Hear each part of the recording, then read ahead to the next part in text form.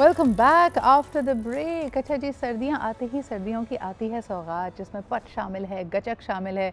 लेकिन साथ ही साथ मैं जब ऑनलाइन देख लेती हूँ ना कि ये बन किस तरह से रहे हैं और जो माशाल्लाह हाइजीन के हालात हैं, तो फिर दिल करता है कि इनको घर में बनाया जाए। लेकिन घर में बनाना किसी बड़े महाज से कम नहीं है। तो आज हमारे साथ रानी आपा मौजूद हैं कि इस मौसम की सौगात, जिसके अंदर हम चने की दाल के हलवे की बात करें, मूंग की दाल के हलवे की बात करें, इसके अलावा लौकी का हलवा है, गाजर का हलवा है, ये तमाम चीज़ें हमने इंजॉय करनी है। तो घर में कैसे इनको बनाया जा सकता है और कौन कौन सी चीज़ें मस्ट हैं कि इस दफ़ा आपको अपने घर में बना के कोई मखवास रखना चाहिए, कोई कॉम्बिनेशन होना चाहिए जी तिल और सारे मगज़ का, क्या खाया जाए कि थोड़ा ये वाला मगज़ भी हमारा स्ट्रॉन्ग हो सके। तो आइए ज़रा इसके ऊपर बात करते हैं। अस्सलाम वालेकुम रानी आपा, कैसी? सलाम, अल्हम्दुलिल्लाह बिल्कुल ठीक हूँ। अल्हम्दुलिल्लाह कि आप खैरियत से हैं, लेकिन मुझे पता चला थोड़े अरसे पहले तबीयत नासाज थी। शदीद तरीन डेंगू हो गया था। 10 दिन हॉस्पिटलाइज रही और 4 बोतलें खून की चढ़ी और जनाब बहुत बहुत ख़राब कंडीशन, बहुत ख़राब। रानी आपा, अल्लाह ताला आपको सेहत और ज़िंदगी दे। मुझे बताएं, चलें बात इसी से शुरुआत करते हैं कि ये क्योंकि वायरसेस तो चल रहे हैं, बहुत सारे लोग आपकी जैसी एक्सपीरियंस से गुजरे हैं। मुझे बताइए, जब पोस्ट बीमारी आपको दोबारा ताकत की ज़रूरत है, तो आज मौसम की सौगातों में क्या मौजूद है जिसको खाया जाए ताकि आपकी एनर्जी लेवल्स दोबारा हों, इम्यूनिटी भी बेहतर हो? देखिए, अल्लाह की दी हुई नेमतों में सर्दी का मौसम भी एक बहुत बड़ी नेमत है। इसमें वो तमाम चीज़ें अल्लाह ताला हमें फ़राहम करते हैं और एज़ गिफ्ट हमें देते हैं कि सर्दी के मौसम में नट्स का इस्तेमाल। सर्दी के मौसम में अल्लाह तबारक ने बेशुमार आजकल जूसी फ्रूट्स मौजूद हैं, जो सब्ज़ियां हैं वो मौजूद हैं। इतनी अच्छी सब्ज़ियां हैं, मुझे तो बहुत पसंद है।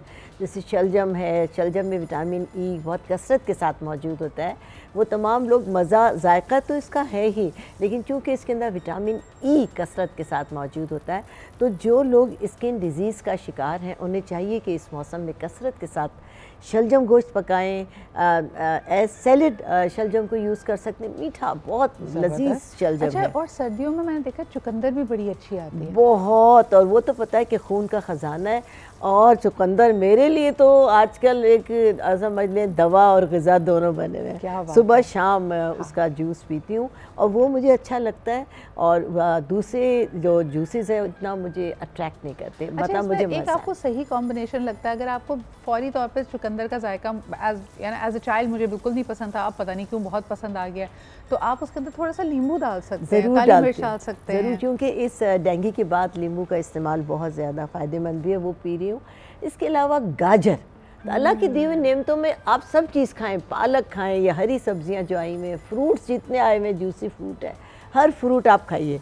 लेकिन एक चीज़ मैं बताना चाहूँगी कि गाजर का हलवा बहुत ज़्यादा पसंदीदा होता है, बहुत लजीज होता है, बहुत ताकतवर होता है और इंसान की, यानी अगर जैसे मैं जिस बीमारी से उठी हूँ, इसके अलावा कोई भी अगर शख्स बीमार है तो आपका जिस्म आपकी एक बिल्डिंग है, उसकी जहाँ तोड़ फोड़ हो जाती है तो हमें उसकी मरम्मत की ज़रूरत पड़ती है कि कहीं से उसका प्लास्टर ख़राब हो गया है, कहीं से उसका कलर ख़राब हो गया है, हम ये महसूस करते हैं कहीं दरार आ गई। तो वो तमाम लोग जो अपनी बॉडी में कोई ना कोई प्रॉब्लम महसूस करते हैं और दोबारा एनर्जेटिक होना चाहते हैं, उनके लिए मैं कहूँगी कि गाजर कसरत के साथ इस्तेमाल करें। अच्छा, वो चीज़ें जो हम आमतौर पे समझते हैं कि बड़ी गर्म तासीर की होती हैं और अगर मैंने गर्मियों में या दूसरे महीनों में उसका इस्तेमाल किया तो मुझे बजाय इसके कि इसका फ़ायदा हो, बॉडी में हिद्दत बढ़ जाती है, स्किन ऑयली हो जाती है, एक्ने निकलने लग जाती है और उसमें सरे फहरिस्त आता है जी हमारी यखनी।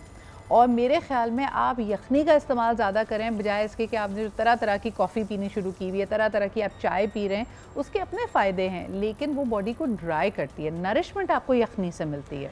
और यखनी के लिए एक बात आप सबको बताती चलूँ कि जैसे मैं हूँ या कोई भी है XYZ, अगर अपनी बॉडी में कहीं वो कोई कमी महसूस करता है, दर्द महसूस करता है या अपनी बॉडी के किसी पार्ट में वीकनेस महसूस करता है, तो बकरे का जो गोश्त है उसका वो हिस्सा वो कसरत के साथ इस्तेमाल करें, उसका सूप बनाकर पिए। जैसे कुछ लोगों की गर्दन में दर्द है तो वो बकरे की गर्दन का सूप बनाएं और उसको खाएं भी।